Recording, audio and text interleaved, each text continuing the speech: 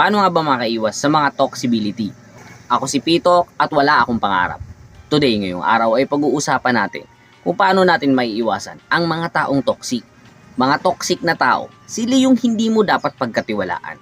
Sila yung mapagpanggap, makasarili, mapaglamang, at walang ibang iniisip kundi sarili nila. Madalas, tinitira ka patalikod.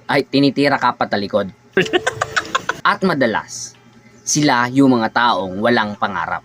At paano ka nga ba makakaiwas sa mga taong ito? 3 bagay para makaiwas ka sa mga toxic na tao. Number 1, wag na wag kang titingin sa salamin. Oo, syempre, toxic ka din eh. At number 2, wag kang nanonood ng bold. Toxic yan.